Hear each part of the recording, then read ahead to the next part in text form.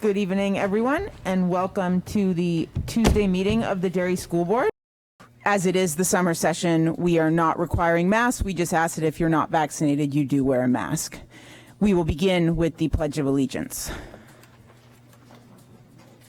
I pledge allegiance to the flag of the United States of America and to the republic for which it stands, one nation, under God, indivisible, with liberty and justice for all.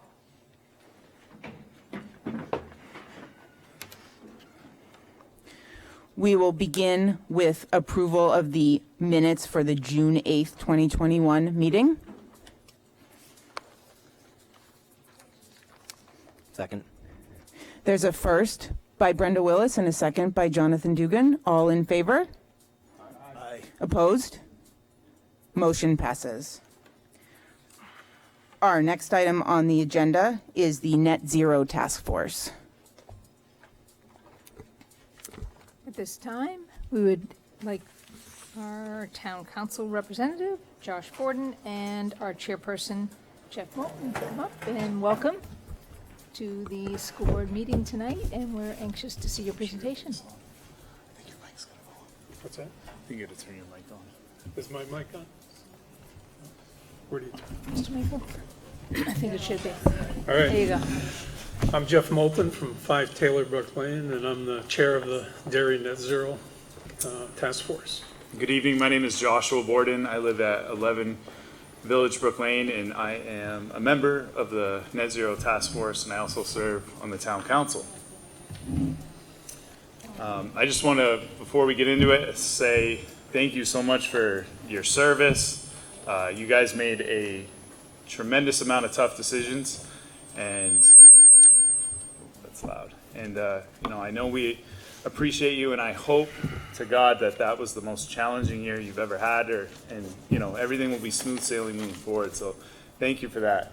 I wanted to get on your agenda tonight to discuss the history of the Net Zero Task Force, a brief history, and an opportunity to move ahead to save the taxpayers' money, or to use that money that would be made from solar panels to offset, future expenses that will inevitably happen over, as years go by. So I also want to talk about legislation, which it will all make sense in a minute, but I'll turn it over to our chairman, Jeff Moulton, who will go into, PowerPoint presentation, and then I can jump in with some history and fill in the blanks as well.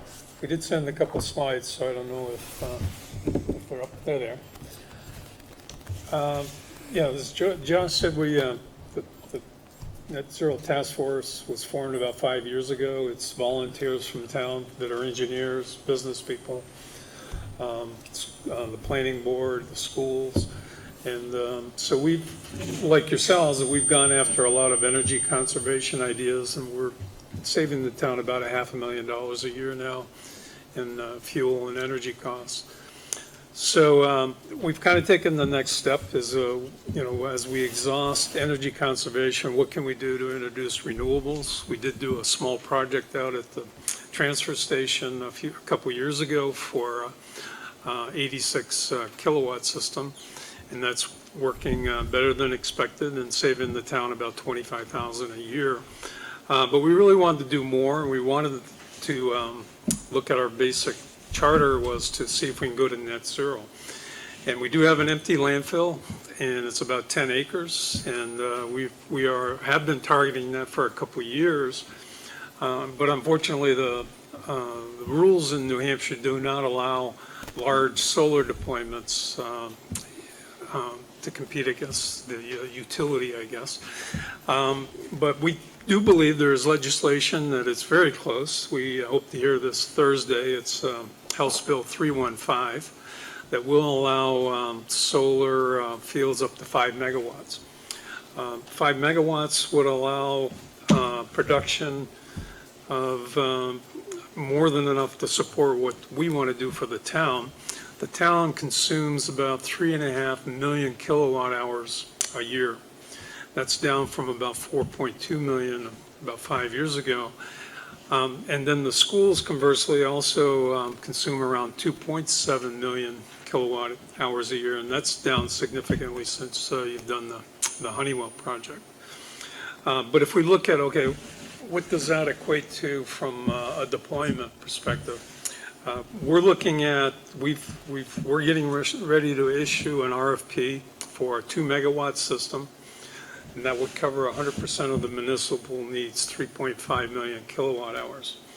The prices have gone down significantly. It's about $2 a watt to put it in, so it's about a $4 million investment.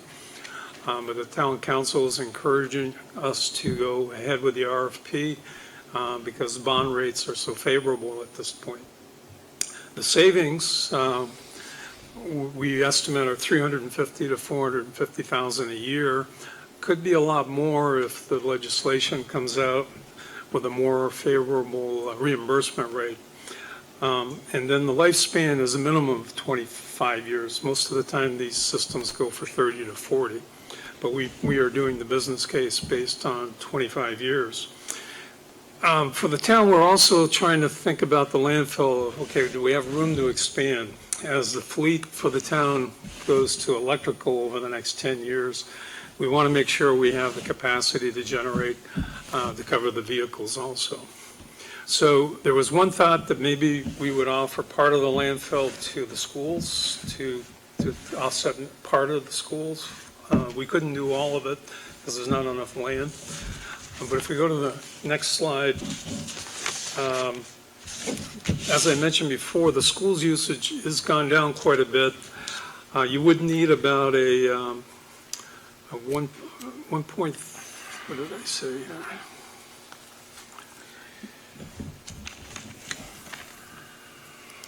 I don't know if I wrote it. Oh, it's a 1.6 megawatt system, which would cost about $3.2 million to cover 100% of the schools. Now, I think it was Jane who had previously provided us with some maps of all the schools, and we were looking for land adjacent to some of the schools that might be ideal for putting in a solar field, but we didn't see one that was big enough to cover all the schools. So what we think might be more appropriate is to look at each school individually, and you could do roof mounts or ground mounts. And the other thing that would be going for you is when we're looking at the cost to build on the landfill, we have to be very careful we don't penetrate the landfill, or we get in trouble with the New Hampshire Department of Environmental Services. So it has to be a ballasted system. There's a lot more structural elements involved.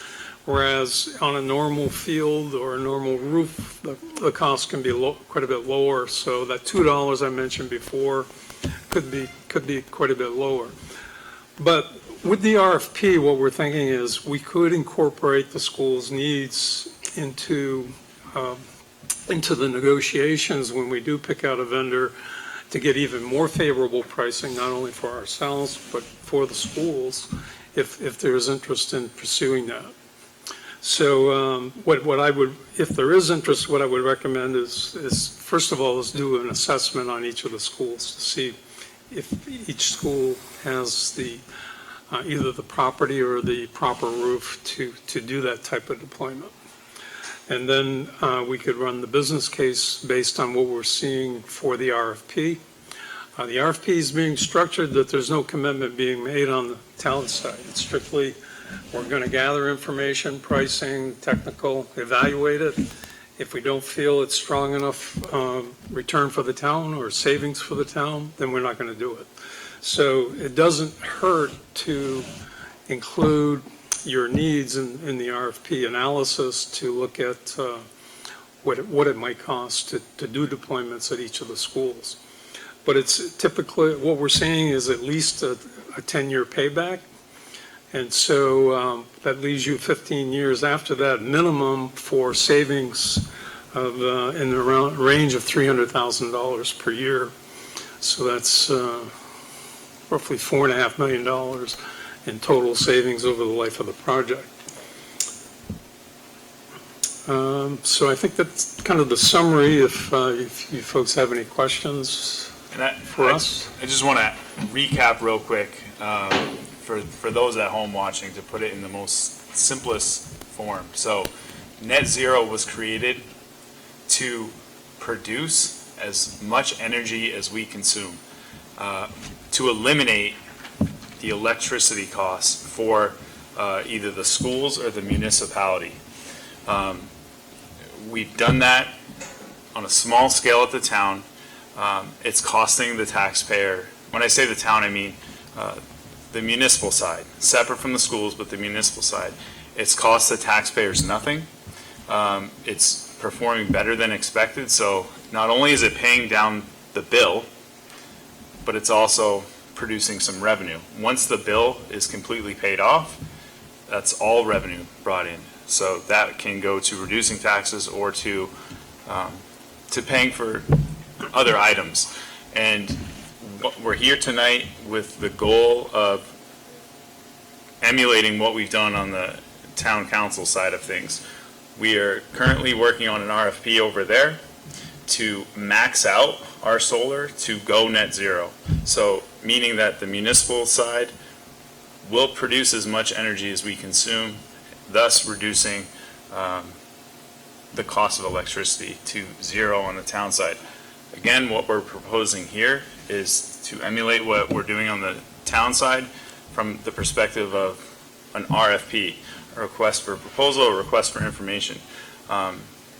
If it's always been our philosophy, our board's philosophy, our task force philosophy, that when we bring recommendations to the town, we'll never support anything that's going to cost the taxpayers money. So if the conclusion after the RFP is that, you know, this thing's going to be underwater, we're not supporting it. We're about reducing taxes and helping the environment, not the other way around. So I guess just wanted to throw that out there. Jeff mentioned that already, but. Secondarily, there is the opportunity to incorporate this in STEM curriculum. There is some software that allows you to monitor the performance of the system and track it against predicted tools. But so that's also on the table for your science groups or environmental groups too. Oh, and then the last quick thing I'll add is, you know, our committee is doing a bulk of the work with regards to writing the RFP with small assistance from, you know, employees from the town. So it's not something that we would be handing or expecting you to do a lot of the lifting. Like, we'll do the lifting, and then you guys are there to approve it, and then we send it out, if that makes sense. So, any questions? Variable in the obsolescence of the panels. You mentioned they're calculated for what, 20 years, but maybe 30 to, how's that variable work out? Well, the panel technology is changing like any technology. So 2 years ago, we were looking at panels that were 350 watts. Today, they're 425 to 450 watts. No, I would imagine that we'll see increasing density. But if a panel did fail within that 25-year warranty, then it would be replaced either by like or they would have to put in something bigger that, but it's, you know, the vendor's responsibility to replace it.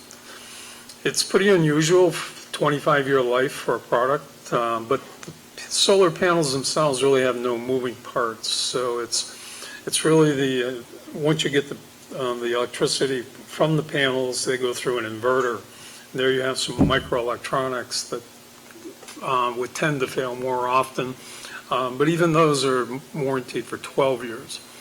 And what we're specifying in the contract is that the vendor provide us spares for those inverters that we would be able to use in case there was failures.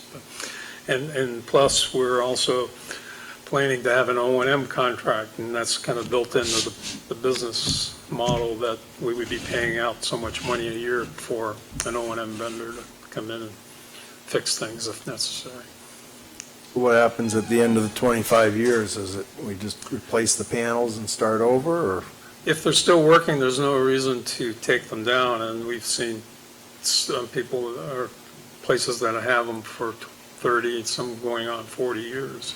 Yeah, what will happen is, at year 26, 27, 28 is the panel won't be as efficient as it was through years, 1 through 10, 1 through 20.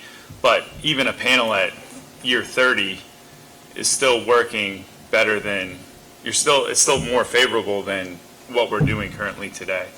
And the only other thing I would say is, when it was naysayers on the council, when we brought forward the first project, their biggest concern, or one of their biggest concerns is, well, what happens if we commit to this panel now and then 5 years from now the technology's better? Like, we'll feel like, oh, why did we do that? And that's always going to be the case, right? As long as what we commit to now is turning a profit and working. Technology is always going to improve. Honeywell, you guys did business with them. They probably have better technology today than they did a few years back, but we don't regret moving forward on that project because we're all winning. It's working. You mentioned earlier that there's basically two options since we don't have available land. It's either panels basically on the ground near a school or panels on a roof. Is there any research that shows if one's better than the other? If it's recommended that you put them on a roof versus put them on the ground, a reason why you choose one over the other? No, the roof mounts tend to be cheaper because they take advantage of the structural part of the roof, and they tie into that. We wouldn't have to sit down with the architect that worked on the school buildings to get their okay. They tend to be very light. They're like 4 pounds a square foot. A person can pick them up. The biggest issue with the panels more are on the ground side where you can have a wind take them away. So you got to have the structural support to keep them in place and not take off on you. But, that would be part of the assessment whether, and we typically would bring 1 or 2 vendors with us if we looked at the schools for either land or the roof, and they've done this a number of times, and they have structural engineers on staff, and they would help us with that evaluation. But that typically does not cost any money. Does anyone else on the board have questions? John? It was more of a comment. It all sounds really good. So I guess the kind of the naysayer in me would be like, so why does this all sound so good? Why wouldn't everybody be doing this? Well, I'll just say, I'll give you the layman's version and he'll give you the technical version. So I was good at bringing people together. He's the smart one. Everyone is doing it. Everyone around us is doing it. All the states around us. And it's not partisan. States, it's not even location. It's across the country. States are taking advantage of this. We believe this week, we've yet to be able to expand to really knock out our electric bills because legislation, the way it sits today, currently prevents us from doing so. There's tremendous bipartisan support and talk about Governor Sununu supporting a bill that comes across his desk in favor of raising the caps to 5 megawatts. So that would allow, you guys to meet your needs and to completely eliminate your electric bills. And that would allow the town to completely eliminate our electric bill. So the reason it hasn't happened is because of legislation. It looks like it's going to happen. If it does, and that's what the other reason, the point I want to make is the reason we're here tonight is because the legislation finally looks so promising. And the reason an RFP is important is because there are, Exeter, New Hampshire, there are towns and cities across the state who are doing exactly what we're proposing. They are getting everything ready to go, so when legislation passes, they can just move. Because they've waited forever. You drive anywhere, north, south, east, west, maybe not so far east, but it's around us, because you'll hit the ocean, in case you didn't get the joke. But on the way to the ocean, you'll see Massachusetts, and there's a lot of solar. The other thing is commercial side, it's a slam dunk, like Scott over at Tupelo did it on his roof. It was a 4-year payback for him, and now he gets 21 years of free electricity after that. Commercial gets to take advantage of a 26% federal tax credit, and they get to take advantage of accelerated depreciation in 5 years. So that makes it really a no-brainer from a commercial side. We can't take advantage of that, and that's why our payback goes from 4 years to more like 9 or 10 years. But it's still a very attractive return. But not everyone is willing to invest for a 9 or 10 year payback, and then next 15 years. That's a pretty long horizon for a lot of people that invest money. Yeah, and again, ultimately, you'll all have to decide what you're comfortable with. On the town council side, as one counselor, we're not comfortable moving forward on a project that costs anything in years 1 through 10. We're either going to break even or do better for us to move forward on a project. So we've been able to do it on one. On the second one, it didn't work out, so we passed on it. And I would encourage you all to, when the time comes, to do the same.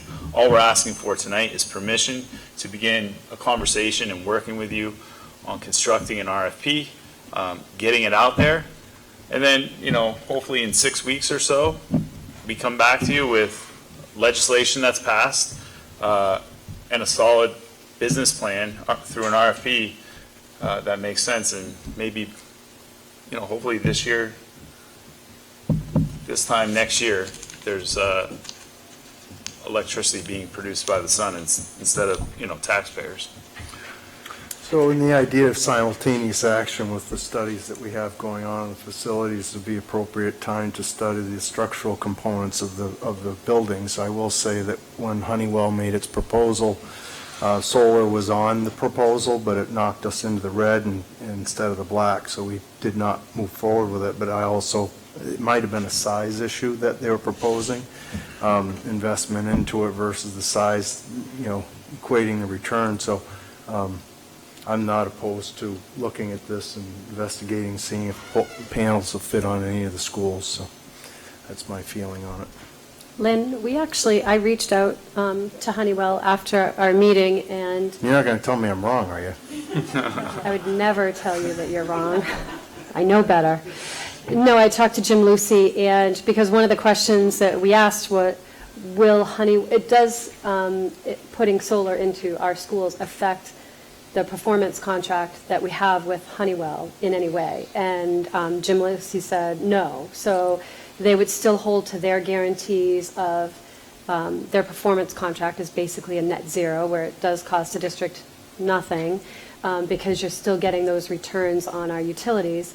And you are right, they did look at solar for Barca, and the return on investment at that time was not positive for the district. And when I talked to him a couple of weeks ago after our meeting, he said that prices for solar had come down so much that the return on investment was much more favorable to move towards solar. We also, after that meeting, Jeremy looked at all of the district lots to see the land that would be available, and the land that's available is really field space, so we would have to look at that. I think that we had measurements on how much you would need, so it looked to us just on a first glance that the roof option would probably be the option that we would have to look at for the school district, unless we were looking at giving up some field space. And we are doing a facility study, so perhaps using LaValle Brensinger with your structural engineers would be a good idea, because they're going to be coming out, starting in our schools, evaluating all of our mechanical, electrical roofs and things like that, to see which roofs would be appropriate and would work for solar. So that would be great. Yep. And the reason I asked that question was that because of the study Jane alluded to, we would want to know where our roofs are at and how they structurally are before we committed to putting something on top of them, if that maybe wasn't the best recommended plan. So that was where my question came from. And I think from a school standpoint, we need to know a little bit more about where our buildings stand before we think about, in my opinion, at least we're putting solar on them right now. And since we're in the middle right now of assessing where our buildings stand, I think we will have a much better idea of that in the fall when our buildings have been assessed. but that's just one person, so I welcome thoughts from other members of the board. Do you know the timeline on your RFP? We're planning to get it out in the next 2 weeks. And then So, completion of the assessment, when do you expect it? we're trying to get that done by the end of the third quarter, September timeframe, Okay. and then an award, then contract negotiations, so hopefully an award by the beginning of next year.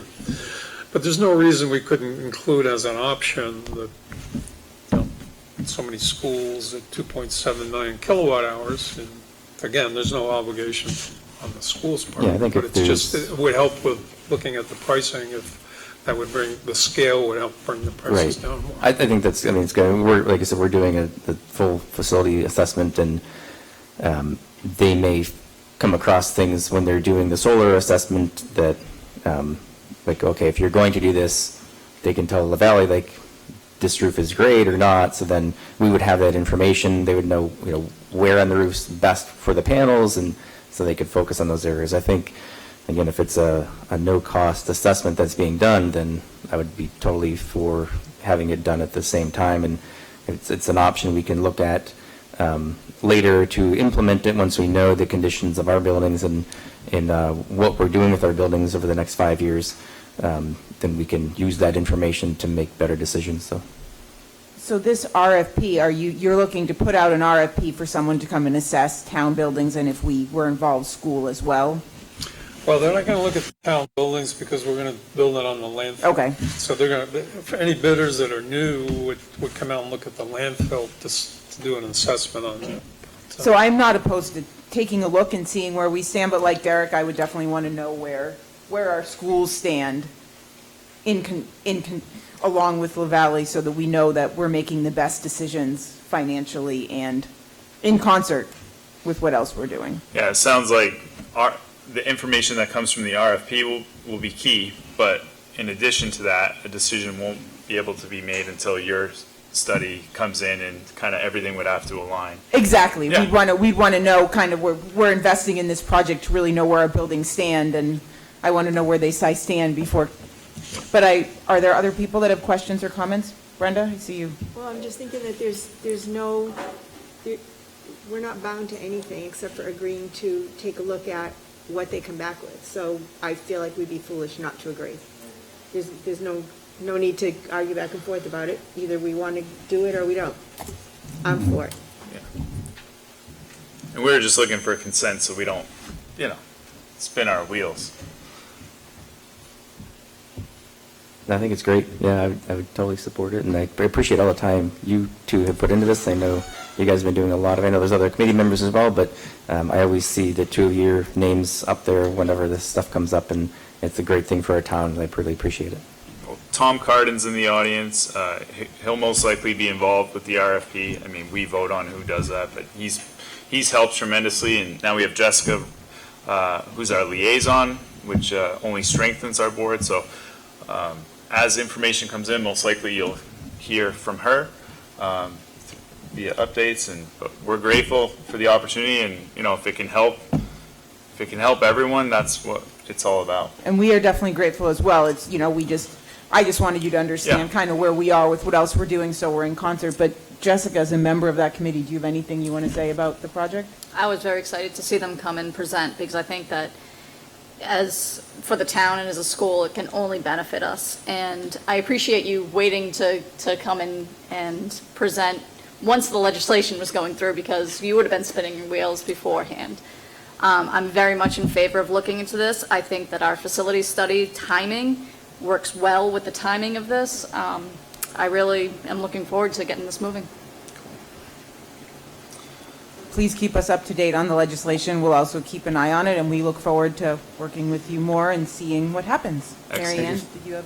Well, I just want to thank you again, and thank you, Tom, for all the work you've put in as well. Tom Cardin, thank you. Good to see you again. Yeah, I just wanted to say that the cost of the power is or the savings in the cost of the power is something that's on its face a great idea, and I think it's a wonderful opportunity for us. But the thing that intrigues me is the connection with student involvement. where we can actually use, because the renewable energy is cutting-edge science at this point, whether it's wind power or anything else.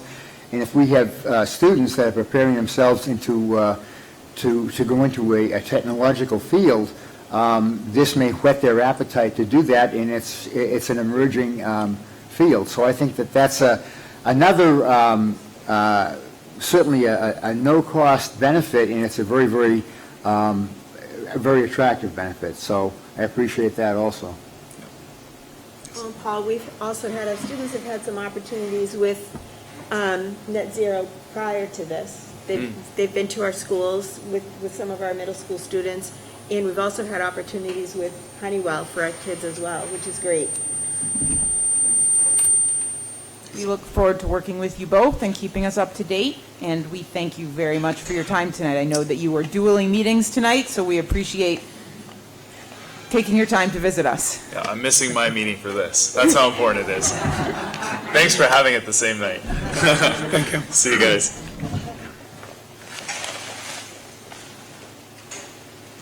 So the next item on our agenda tonight is personnel. All right, good evening. We have one resignation this evening, Chantel Boyle, District Treasurer. Is there a motion to approve? Motion to approve. Second. There is a motion by Derek and a second by John. All in favor?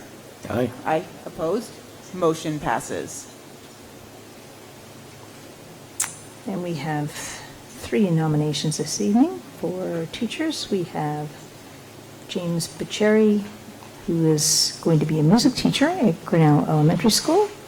We have Allison Pongrace, special education teacher at Derry Village Elementary School. And a third, not on this agenda, but a hand-carry nomination for Cheyenne Murray, science teacher, Gilbert H. Hood Middle School.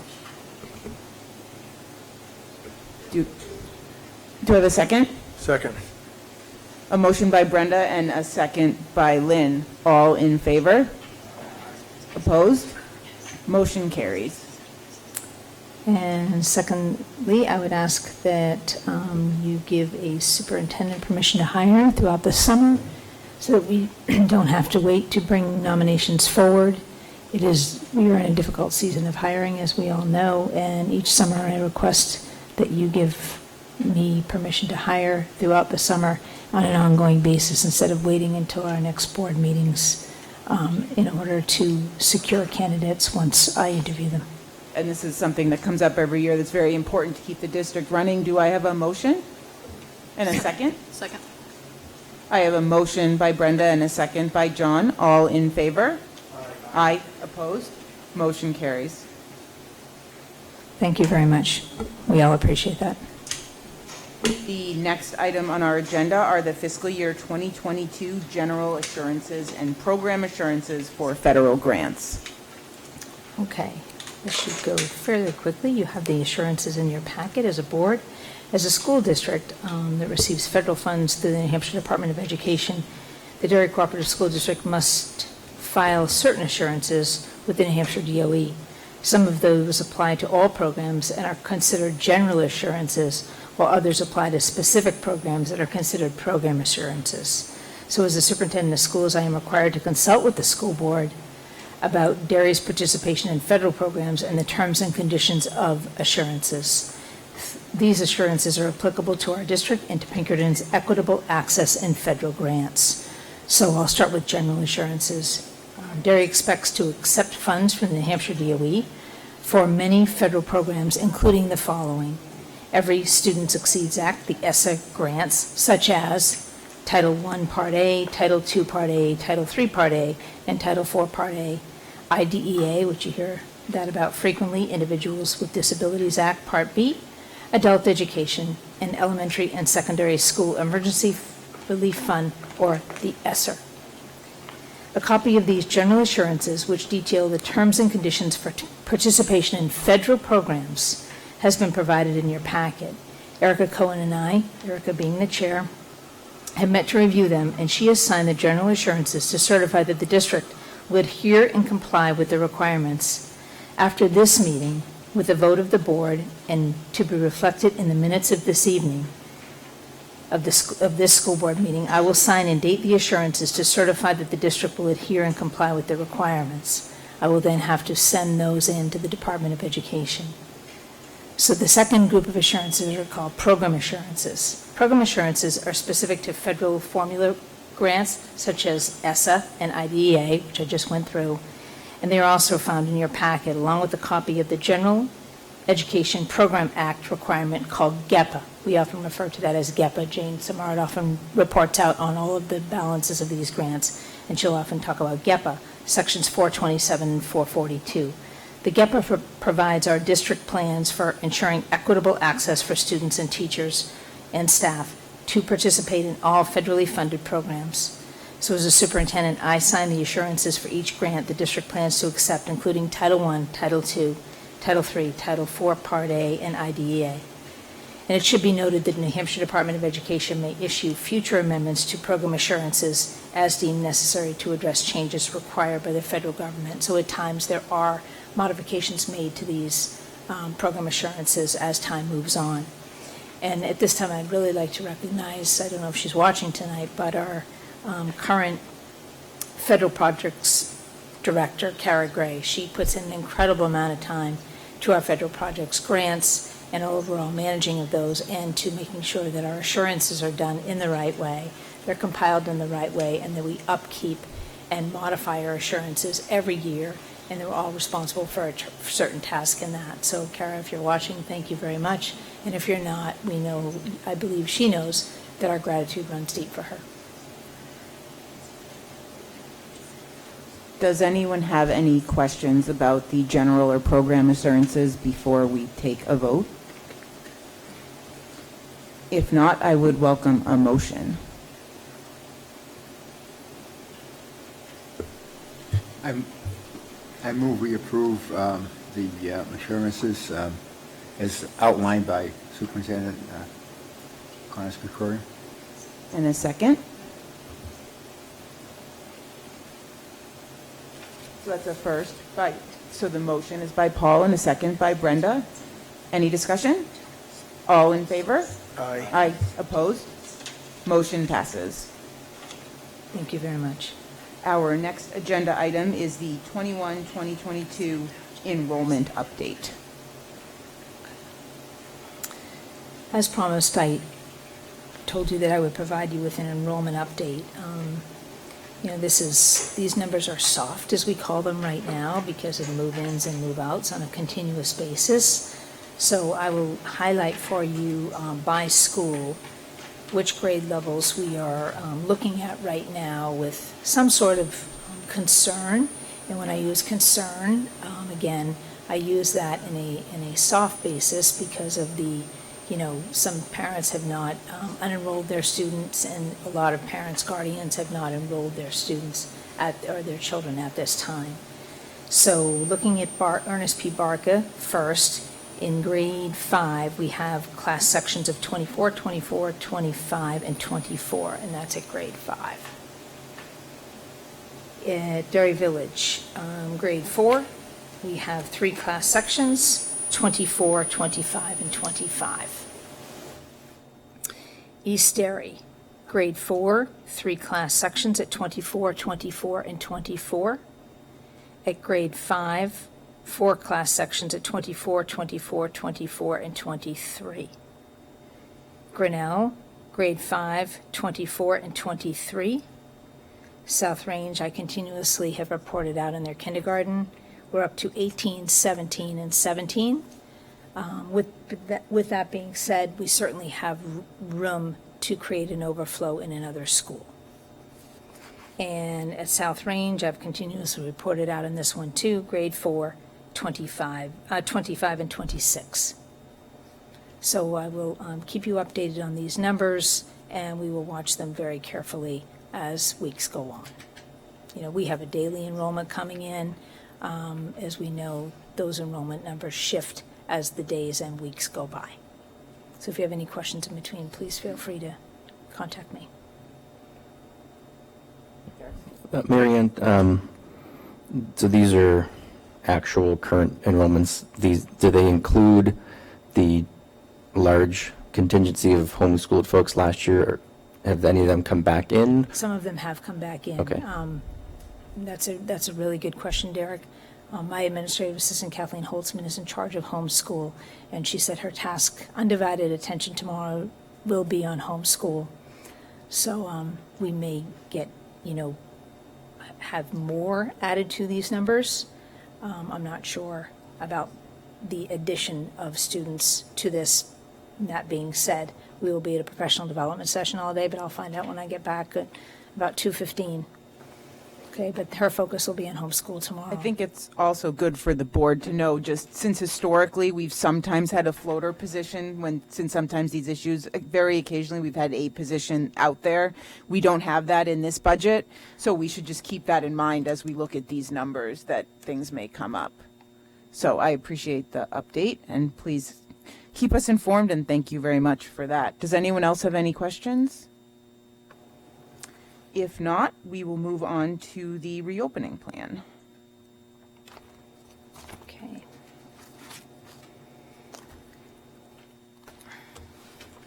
Just have to collect and recollect folders, so thank you for your patience. We have a lot due this week, in case you hadn't noticed. I'm sure you have, between assurances and then our reopening plan is due tomorrow to the state. So thank you for your patience on this. As you know, our state guidance has changed again about masks. We thank those who have participated in reading over the plan and redrafting the plan. Okay, thank you. So we thank those who have taken time to participate in our survey, as we have spent a lot of time on drafting and redrafting our plan. Our plan is a fluid document.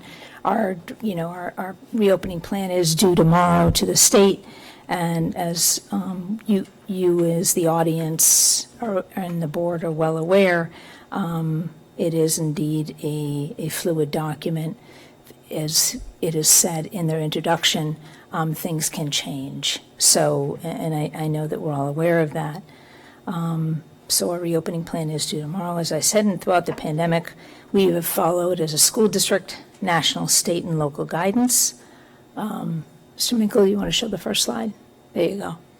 So really the question that I'm answering is, why create a plan now? Well, we're required to, and we would create some sort of a re-entry plan for going back anyway. But at this point, why create a plan so early is because of that stringent requirement that, we have to abide by, and we do abide by that.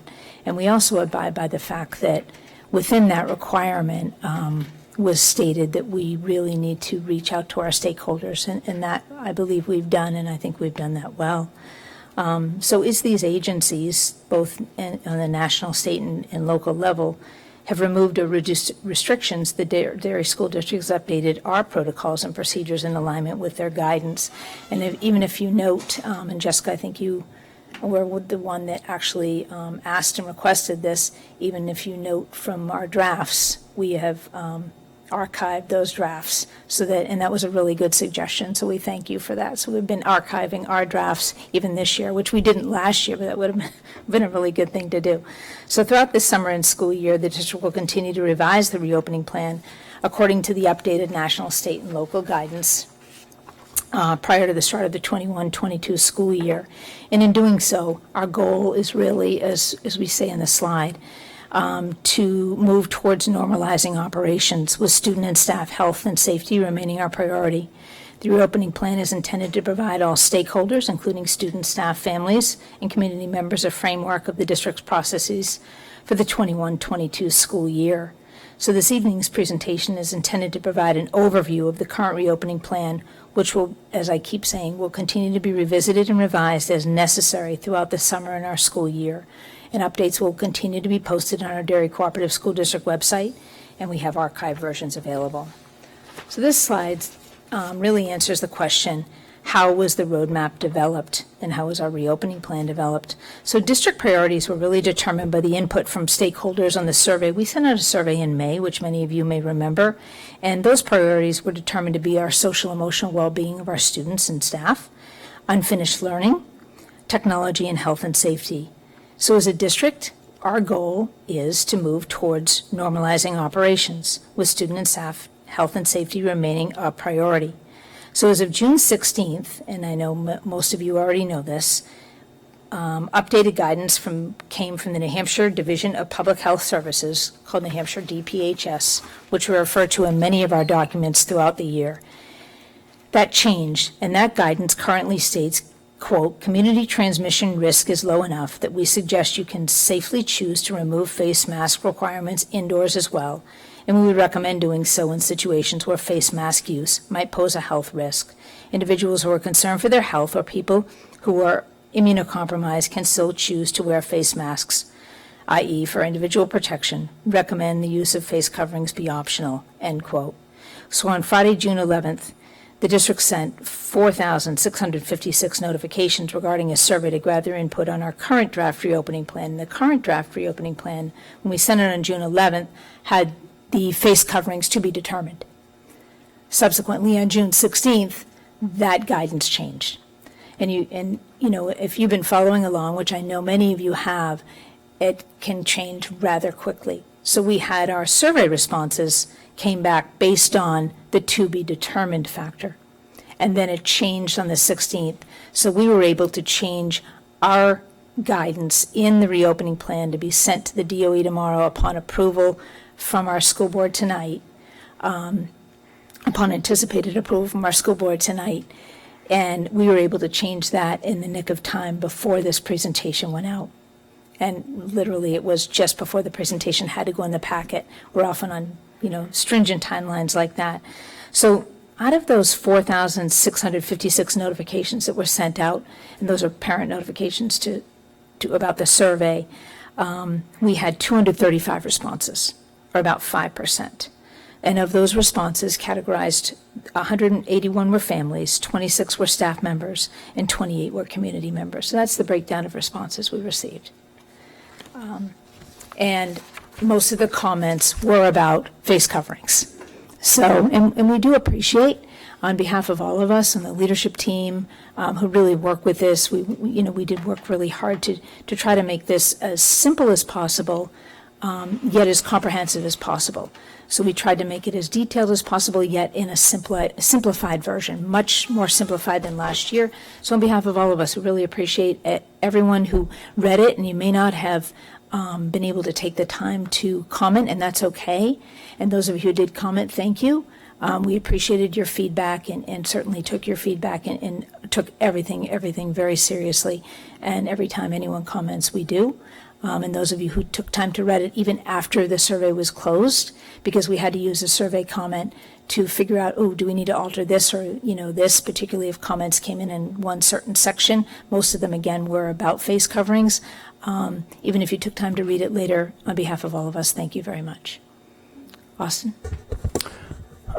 David, go back one to the what is in the roadmap slide. Yes, thank you. Hello, everyone. We cannot emphasize enough how much everyone in the Derry Cooperative School District wants to return to the pre-pandemic in-school experience for students, staff, and families. In response to the recently updated guidance from the New Hampshire Division of Public Health Services, the reopening plan now indicates the use of face coverings are not required but are optional. Any change in this requirement will continue to be informed by guidance from the state and local health officials. To assist with this goal of returning to normalized operations, we will continue to use the use of tents and other outside learning environments, the custodial cleaning criteria, all students with their own computer device, and our constant communication with our staff and families.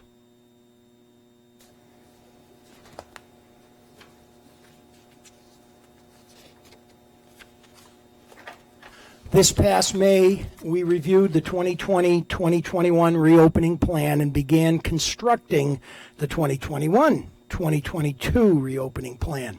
At the June 8th school board meeting, we presented the vision for the plan and then posted onto the district website the draft plan with an attached survey that Mary Ann just spoke about. Prior to tonight, we have been reviewing the input from the community, family, and staff survey and created this presentation for the school board to vote on the plan. If the 2021-2022 reopening plan is not approved tonight, we will make changes and bring the revised plan to the July school board meeting. If the 2021-2022 reopening plan is approved tonight, it will be posted onto the district website tomorrow. Our final plan is due to the New Hampshire DOE by August 23rd, so it will be updated and presented at the August 17th school board meeting. Although we will continually update the plan as the school year progresses, a review is due to the New Hampshire DOE this coming February of 2022. So most likely, we will be presenting at the school board meeting in February as well.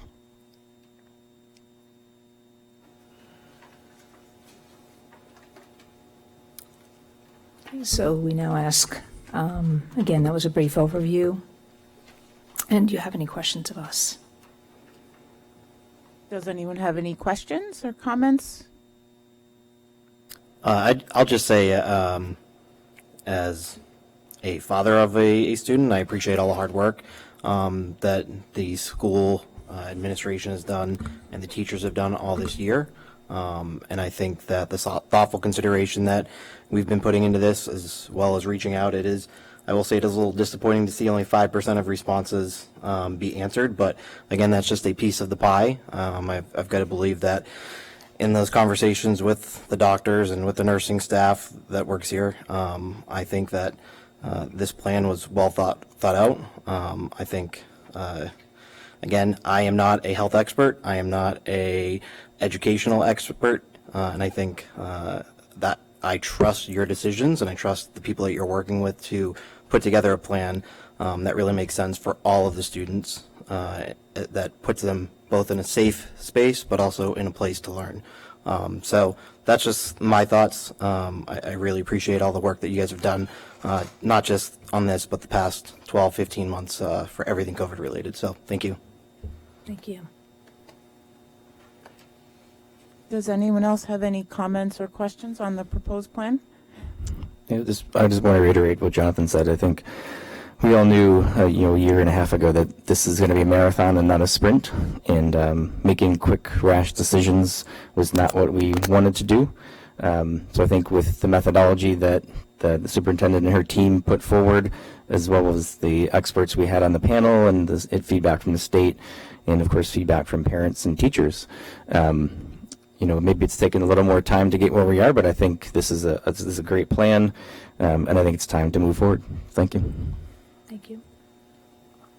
I would echo that. We've had a long year. We've worked really hard to give students both an opportunity to learn in the healthiest environment possible. As a parent, you may make one decision, but as a school board member looking at the health of an entire community, sometimes you have to make a different decision and you have to watch things carefully and maybe be a little more conservative. And we've been very careful to make the best decision at every step of the way and adjust as needed. And I feel like the place we've ended has come from intense look at what is recommended by the experts and what are needed by the students and what we hear from the parents. So I think this is a great plan, and I really thank the administration for all their work in working through it and listening to everyone along the way. And if other people don't have other comments, I would welcome a motion to approve the so at this time, normally we have delegations to individuals at the end, but if you want to address specifically the reopening plan, you're welcome to come up now to do so. I just ask that if you come up to the table, please give your name and your address for the record and speak clearly so that we can record it.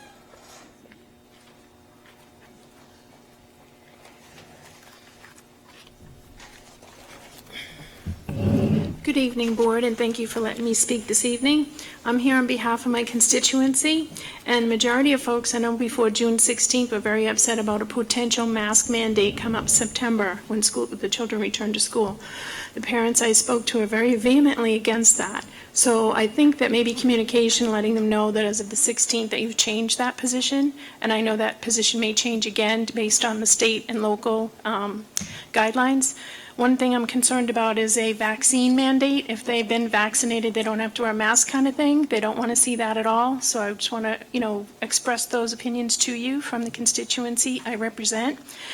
There was a few other issues too with the school board, and I'm glad to hear that you've backpedaled a little bit and listened to the survey. So I'm really happy to hear that. Took away some of the thunder of my conversation tonight, so I appreciate that very much.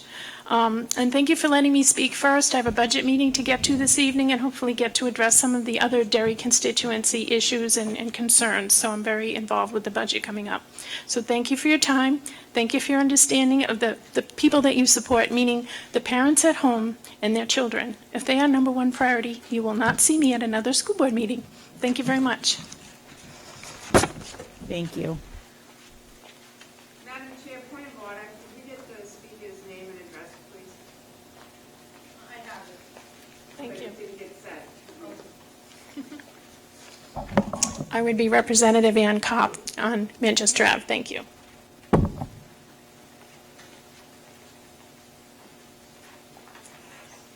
Good evening, everyone. My name is Elizabeth LaFosse. You might remember me from last time. I'm here specifically tonight to thank all of you. As the superintendent had mentioned, there was a survey that went out, and I am horrified to know that only 5% of anyone responded to this.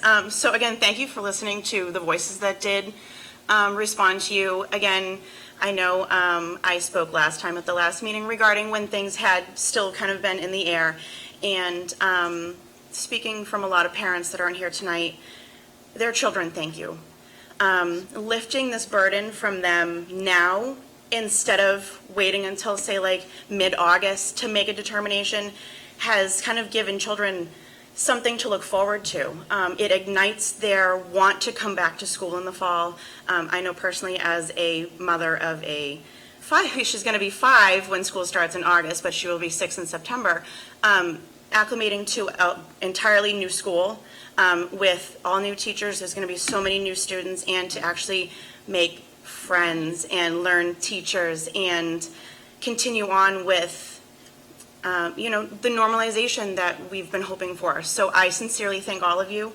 Again, I'm mortified that more parents didn't participate in this. I'm glad that you heard all of our voices, and I can't thank you enough.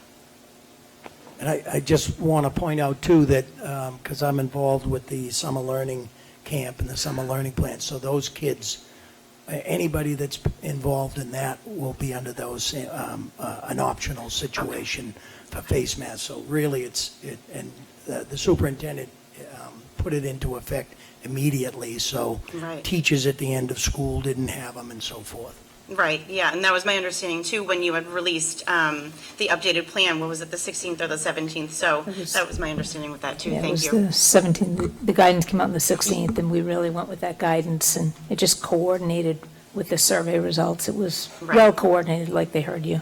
Right. So again, thank you all very much. As a parent, I look forward to working with the elementary school and with teachers and having a successful year. And I think the student morale in regards to the social emotional plan that we have going forward, I think you're going to see a big uptick in that. Already, kids are happy to know that unless COVID gets wild, there's going to be some sort of normalcy that they can go back to. So again, thank you all very much, and it's very much appreciated for many of us here in Derry. Thank you. Thank you for your time. Would anyone else in the audience like to speak about specifically the reopening plan? If not, we will close public comment on the reopening plan, and I will revert it back to the board. So if the board has questions or comments on the reopening plan, I would welcome those. Any other comments, I would welcome those now. If not, I would welcome a motion on the plan. I make a motion to approve the 2021-2022 reopening plan as stated. And a second. I second the motion. You A already- motion by Jessica and a second by Paul. Any discussion? If not, all in favor? Aye. Aye. Opposed? Motion passes. With that, we will move on to the business administrator's update.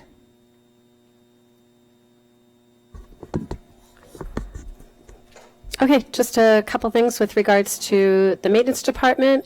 We initially thought that our pavement start date for Derry Village would be today, but they do have a little bit of a delay. So we're hoping that they are going to start on it Thursday or Friday, and we know we have NECC starting there next week, so we might just have to make a little bit of an adjustment.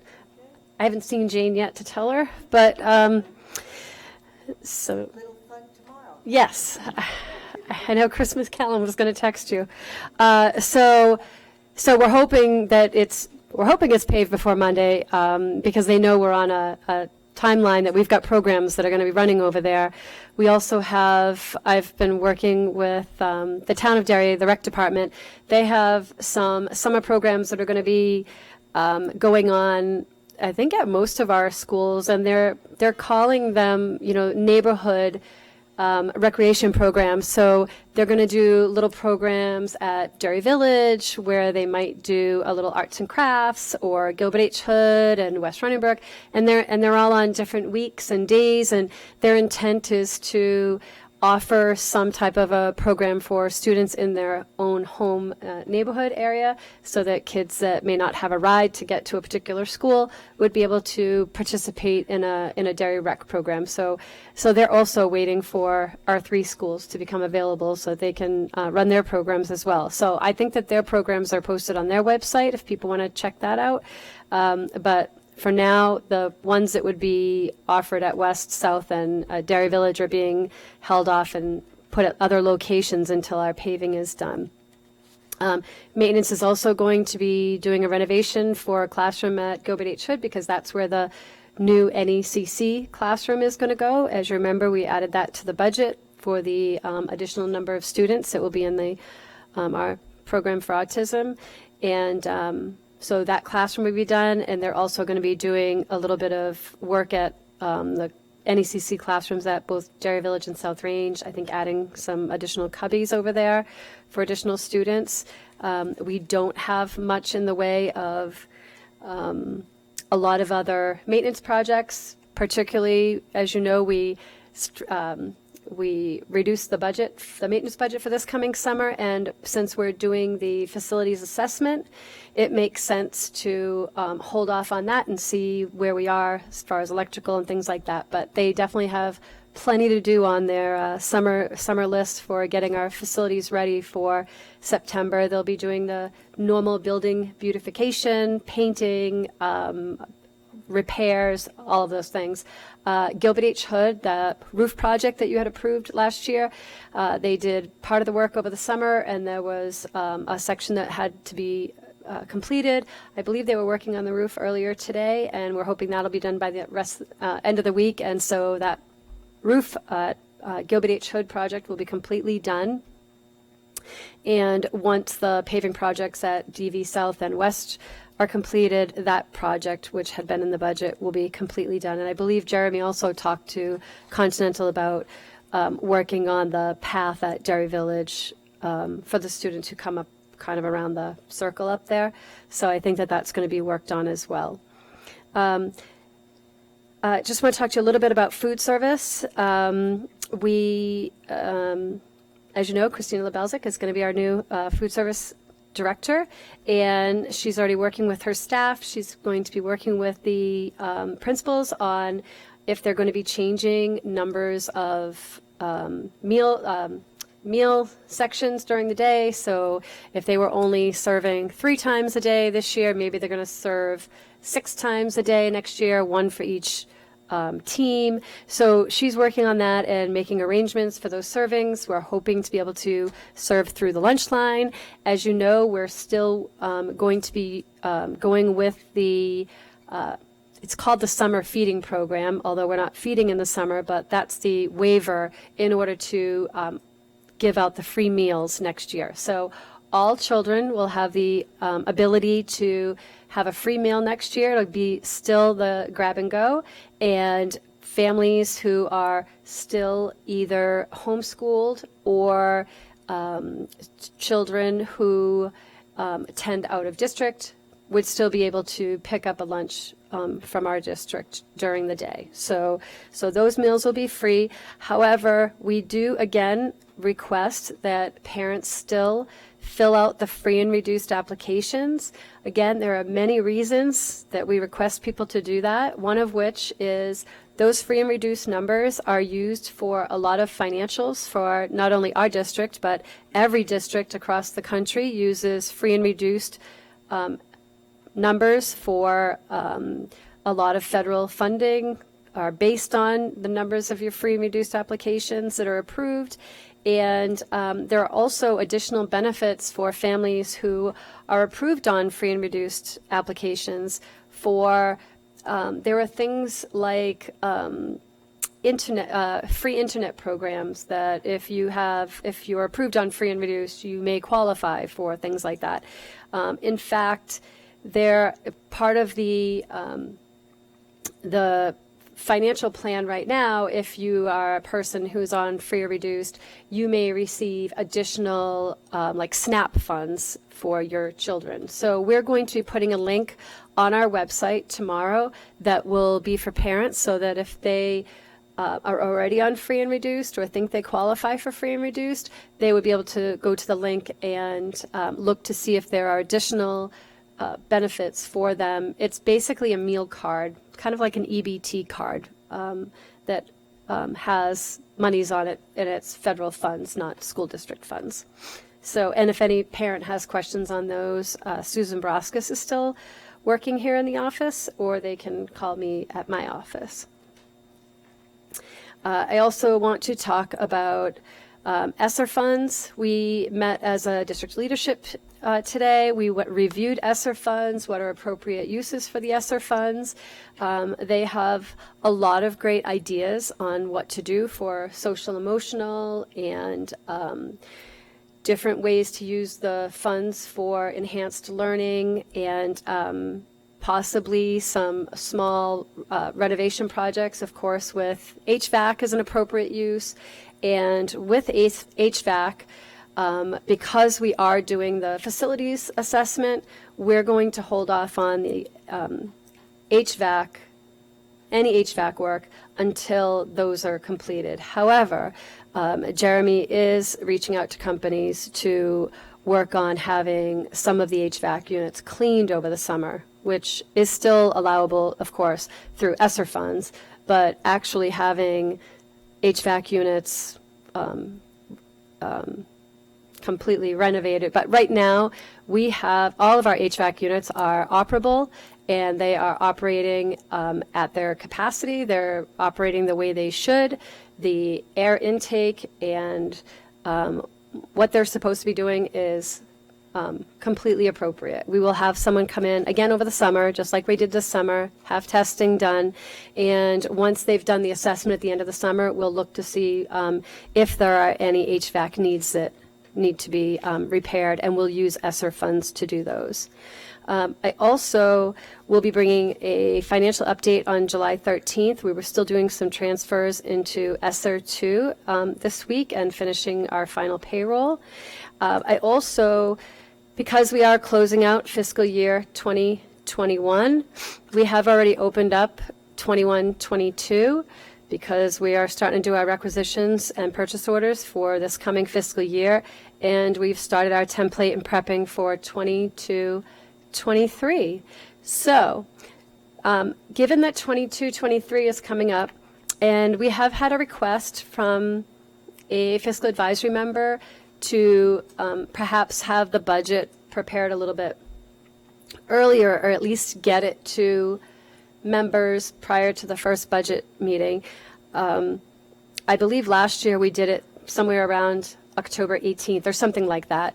I use October 1 as my number for enrollment, for my cost calculator, my multiplier for supplies. So, you know, I could get it out possibly a week earlier before the first meeting.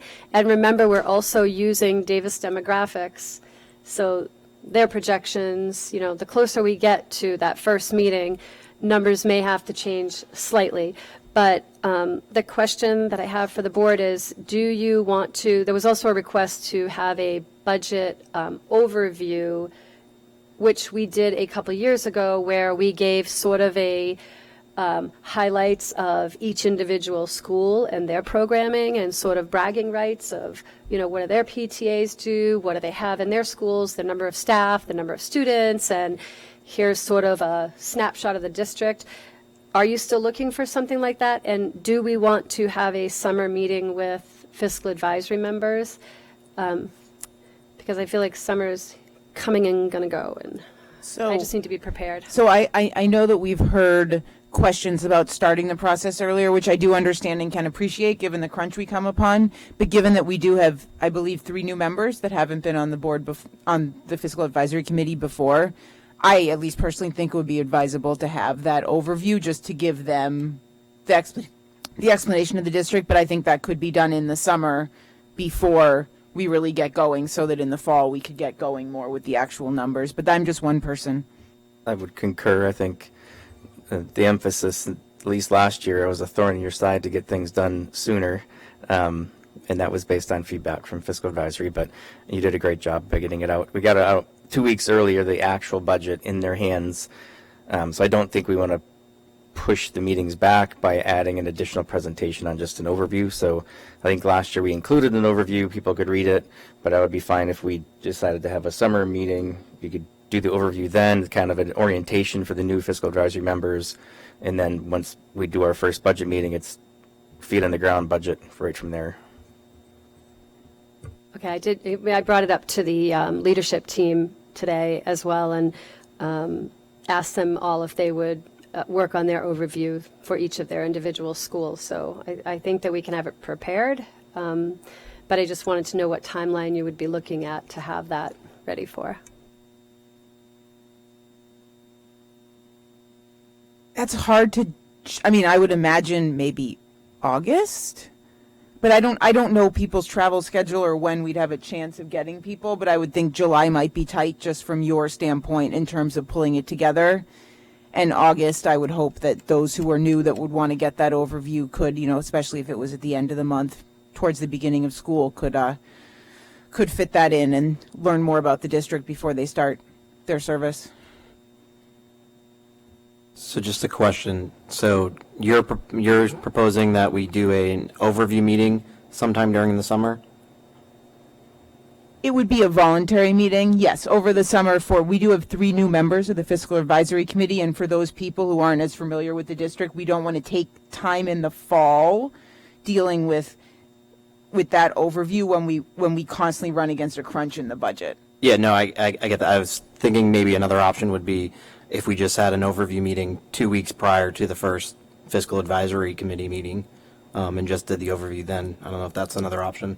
I would be fine with that as well. I just didn't want it to get into the schedule of the budget. What would work best for you, Jane? Well, I was hoping to send out a budget calendar pretty soon so that everybody, now that the people have joined Fiscal Advisory, would know what their calendar will look like for October. We can have the overview ready by the middle of August. I think one of the other issues that one of the Fiscal Advisory members, I think maybe wanted to bring up, they felt that we don't make final decisions till the end of the budget process, which is understandable because you kind of have to work through it by the time you get Pinkerton numbers and Health Trust and all that. So I think they wanted to have some budget discussions prior to the October meeting, and maybe that could be at the night of the overview. I'm not sure. But I think the sooner we could plan a meeting date, the better we can prepare for it. Would the board be amenable to having a meeting in September where we had that overview as well as maybe a discussion of what people saw as their priorities for the budget in general terms? Yeah, I think that would be fine. I think last year we did it in July, and it was probably a little early, and we didn't really quite understand how much of the prior year's business wasn't done yet. So by September, that seems like a good timeline to be able to have the end of this current year and ready to start the next year. Yeah, and I think because when we just completed the 21-22 budget process, a lot of it was contingent upon whether we were going to use retained funds and what our unreserved fund balance was going to look like this year.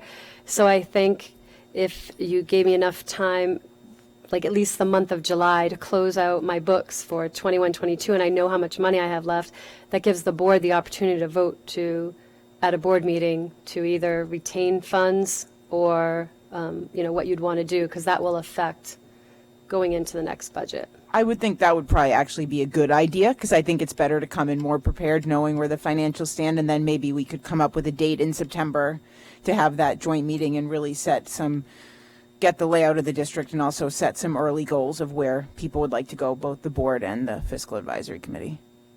I would caution, though, we've moved the budget back just because it's good to get a start on it, and a lot of the expenses are the district's expenses, but close to half is Pinkerton's expenses, and we will not get their number until the end of November. So we make the decisions at the end in December because we don't get all the information until the end of November.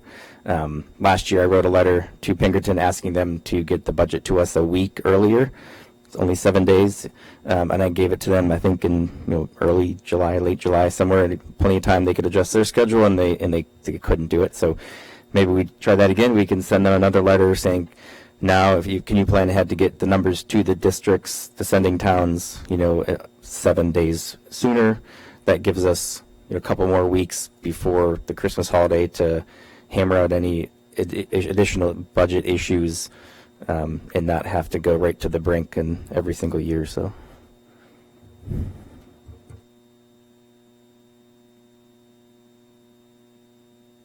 I think maybe this. Perhaps a joint letter from all the sending towns asking for the same information would be helpful instead of just one district. I think that's a great idea.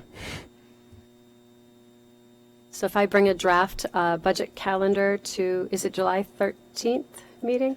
If I bring a draft calendar for budget meetings, does that give us enough time if you were to look at it on the Certainly. 13th? Okay.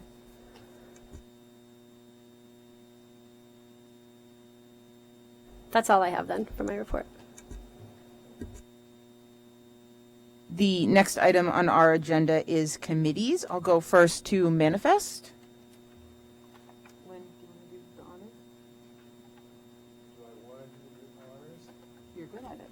Who else is on it? Mr. Dugan, Mr. Lutz, huh? All right, I know your game, you rascals. You're at the end of the pot table, so. Well, give a guy to rehearse the numbers. Give him a chance, All right, I make a motion to approve the manifests in the amount of $6,481,939.53. I'll second that. I'm not done yet. There's more. Drum roll, please, Mr. Garofalo. Thank you very much. General payroll is $4,437,805.17.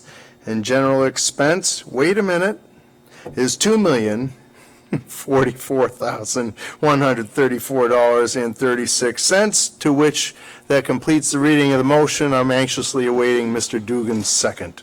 Second. Motion by Lynn, second by John. All in favor? Opposed? Motion passes.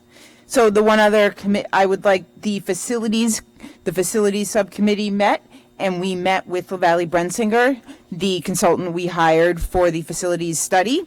They presented us with their overview of how the project was going to run in terms of a basic timeline. So we will get this online so people can see it, but I'm also passing it out right now so that the members can see it.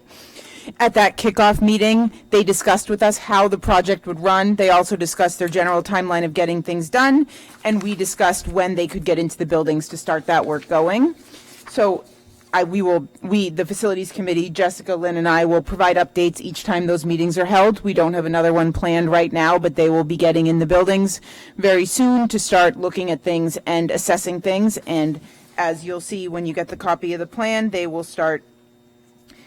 be moving through both the facilities review and then moving on to the educational review and then moving on to that more strategic plan of where to go next. So that is the update for the facilities committee. Does anyone have questions on that? If not, are there any other committees that wanted to report out?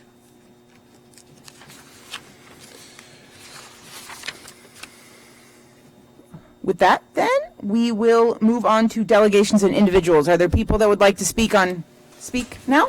Just remember to please give your name and address. Thank you.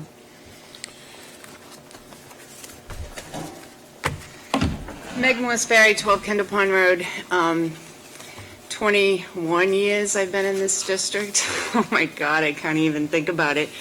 But I did want to recognize Jane as being a person that I could always trust, and the rest of my special ed people are really sad that you're going to be leaving us, and I know this is your last school board meeting, and I haven't had a chance to talk to you with the craziness of the last few days of school, but I wanted to say thank you, happy trails, enjoy whatever retirement has to offer you. We all appreciate you, and thank you very much.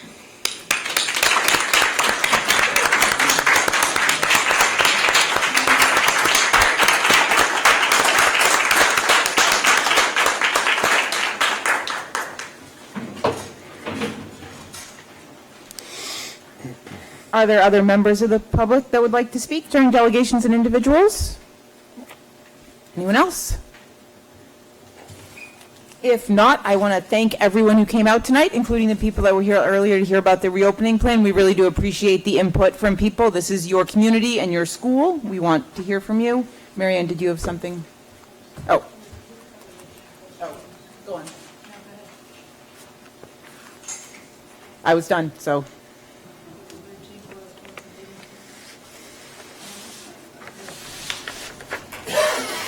Jane, do you want to close the meeting? Let me just say that I'm going to close the meeting, but I just want to thank every single school board member, my leadership team, all the families, all the schools, all the children out there. I've loved living in Derry, having my children go through Derry, and being part of a wonderful school district. And it's been my pleasure for the last 36 years to be here. And I can't thank you all enough. So, and thank you, Meg. And now I'll officially close your meeting. Meeting ended. So now I will, Jane, we will miss your smiling face and all the wisdom and love you bring for the students in this district, and we hope you the best of retirement. Do all the things you love. Enjoy spending time with your family. I would now entertain a motion. We are going to be adjourning to non-public tonight. And we are adjourning to non-public under 91A3 2A3. Is there a second? So moved. There, a first by John, a second by Lynn. All in favor? Opposed? Thank you, everyone.